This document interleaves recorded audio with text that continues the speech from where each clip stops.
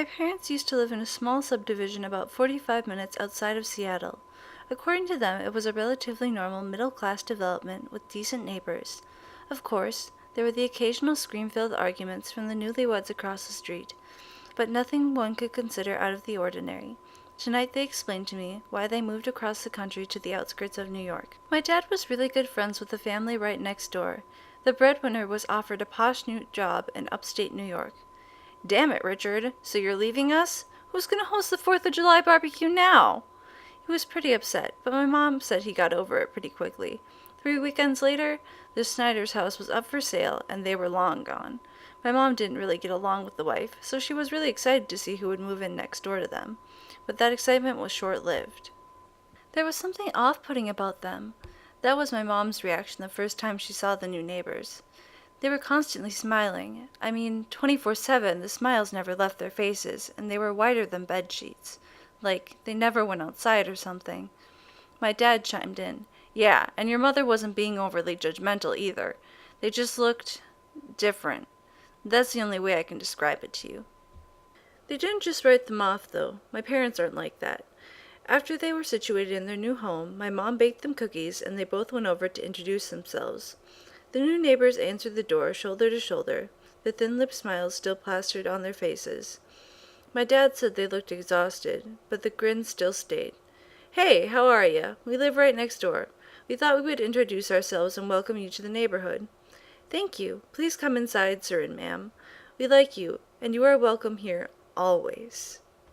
My parents stayed for about an hour, and during that time barely any words were exchanged. They both tried asking questions about their careers, previous locations, etc., but the only things they said were very short and vague. The questions were never reciprocated, and they sat on their couch shoulder to shoulder the entire time, even when my parents left their house. We sort of waited for them to walk with us to the front door, but they just sat there. "Okay, that's really strange," I said. "Andrew, listen to us. This is just scratching the surface of who these people really were. The weeks that followed were surreal and terrifying. We decided we were just going to tell you everything, but you have to promise us that you won't be scared or anything." I should have just walked out of the room at this point. Things started to become odd the third day after they moved in. Before all of their boxes were even unpacked, the husband began painting their house exactly like my parents'. Theirs was a light cream color with a thin blue stripe around the perimeter, and by the end of the day so was the house next door. Apparently my parents didn't bring it up right away. The next day my dad was out mowing the lawn, and so was the man. He was wearing the same hat and using the same brand and model of mower. That upset me, so I sort of confronted him about it. I wasn't aggressive or anything, but I insinuated how there was no way it was just a coincidence, especially since he had painted his house like mine the day before. He just looked at me with that ominous smile and didn't say a word. It was weirding both of us out, so we watched them intently for a few weeks. It just got more and more insane as the days went by. A week after the house painting incident, the neighbors next door decided to purchase a new vehicle, and you guessed it, it was the same car as my parents, a 1987 BMW 3 Series convertible in red. That was the straw that broke the camel's back, so to speak. The next day, my dad invited himself over to ask them some questions. "I just tagged along for the ride," my mom said. "I was just curious as to what they had to say about all of this." When they got there, the neighbors opened the door shoulder to shoulder just like the last time. Their smiles were wider than ever. "Welcome back, sir and ma'am." "Yeah, okay. Can we talk for a second? I just need to ask you guys some things." "Yes, please come in." They stepped back and sat down with them. "We were just wondering why you were, copying us. I honestly just want to mind my own business, but it's getting kind of weird, wouldn't you agree?" They paused for a minute, looked at each other, and responded, "We like our neighbors. We like you." My dad noticed something was upsetting my mom at this point. Her face went flushed, and she grabbed his leg. What's wrong?" She whispered to him under her breath, "James, we need to get out of here. We need to leave right now." "Sorry, guys, we need to go. My wife isn't feeling very well." They left in a hurry. My dad was flustered with my mom asking her what the fuck was going on and why she got so upset all of a sudden. They got home, and she slammed the door. "Jesus Christ, James. Jesus Christ. What the hell is the matter? Can you please just tell me?" My mom was almost in tears at this point. "James, I looked into their bedroom. They had the door wide open.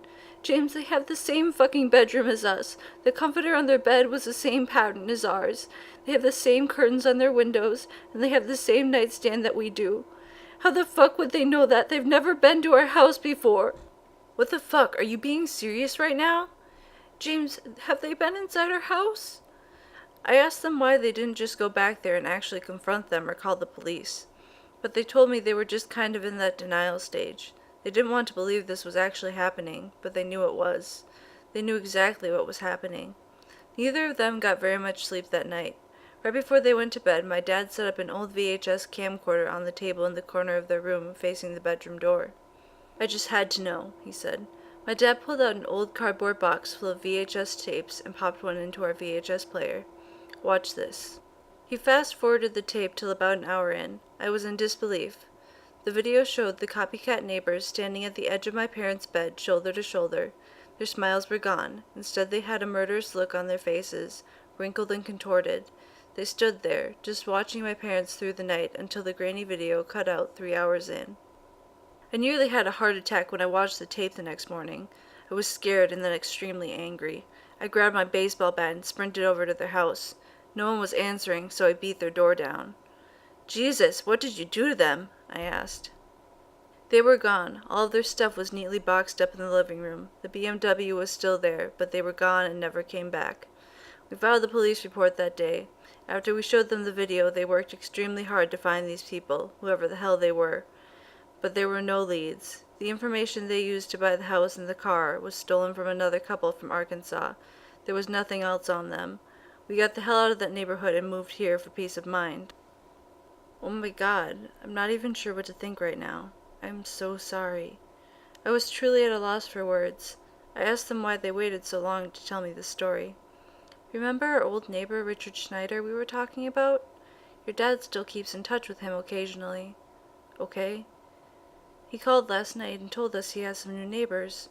The third day they were there, they painted their house just like his.